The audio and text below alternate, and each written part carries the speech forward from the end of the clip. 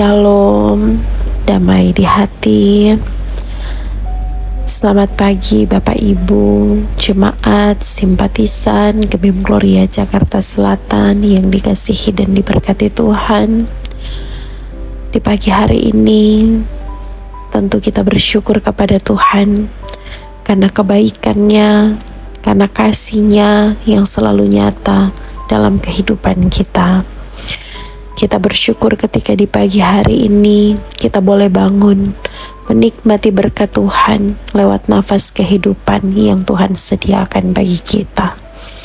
Dan sebelum kita mengawali aktivitas kita di sepanjang hari ini, mari kita membaca dan merenungkan firman.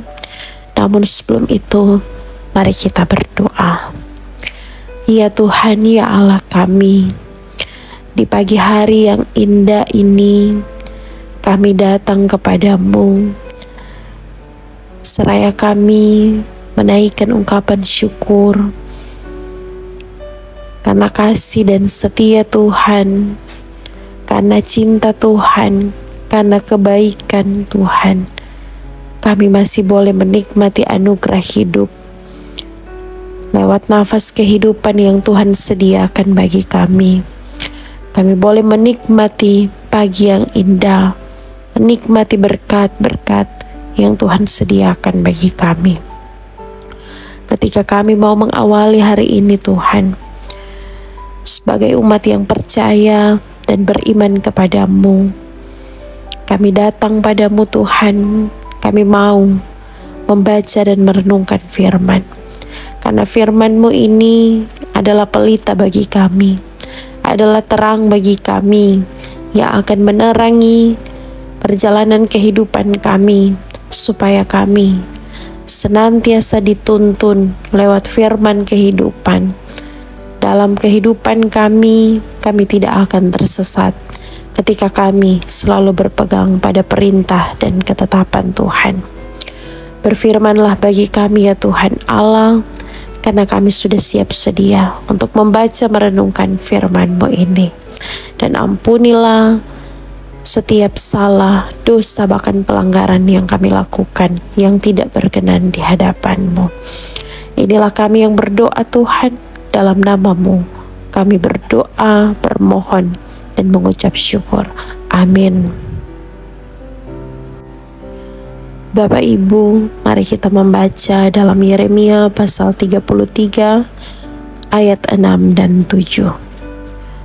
Firman Tuhan berkata, "Sesungguhnya aku akan mendatangkan kepada mereka kesembuhan dan pemulihan, dan aku akan menyembuhkan mereka dan akan menyingkapkan kepada mereka damai sejahtera dan keamanan yang berlimpah-limpah.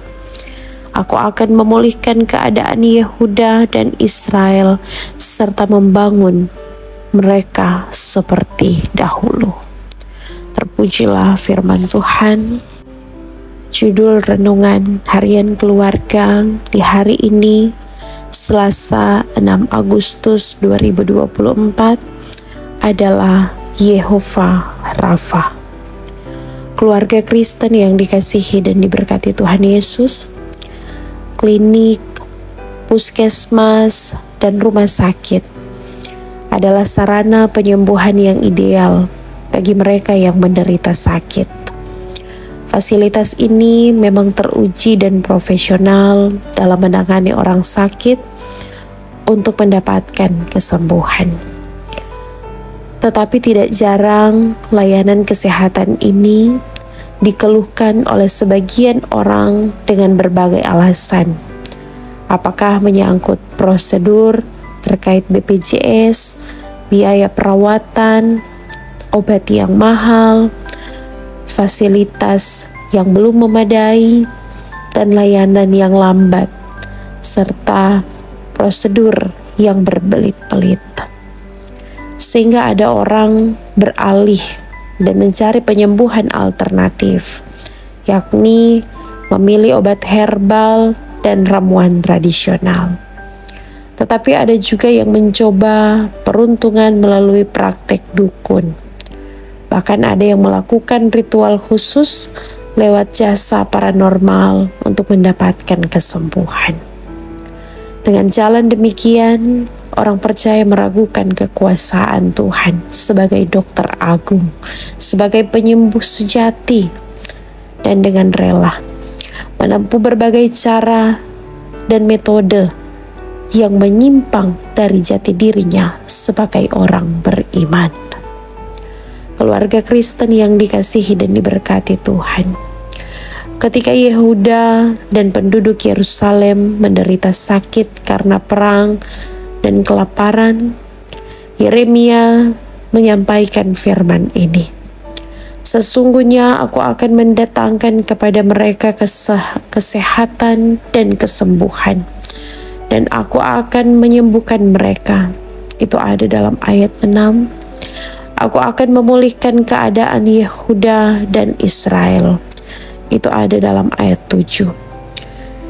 Yeremia memproklamasikan identitas Allah yang adalah Yehovah Rafa. Artinya Tuhan yang menyembuhkan. Rafa berarti untuk menyembuhkan, membuat keseluruhan, untuk memperbaiki dengan menjahit. Istilah ini muncul pertama kali dalam Keluaran 15 ayat 26b.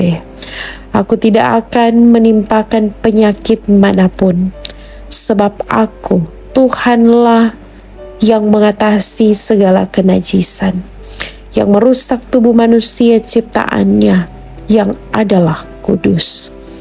Yehovah Rafa berkuasa untuk menyembuhkan secara fisik. 2 Raja-Raja 5 ayat 10. Secara emosional, Mazmur 34 ayat 18. Secara mental, Daniel 4 ayat 34. Dan secara rohani, Mazmur 103 ayat 3. Penyembuhan secara holistik atau menyeluruh tubuh, jiwa, dan roh serta rohani dari manusia.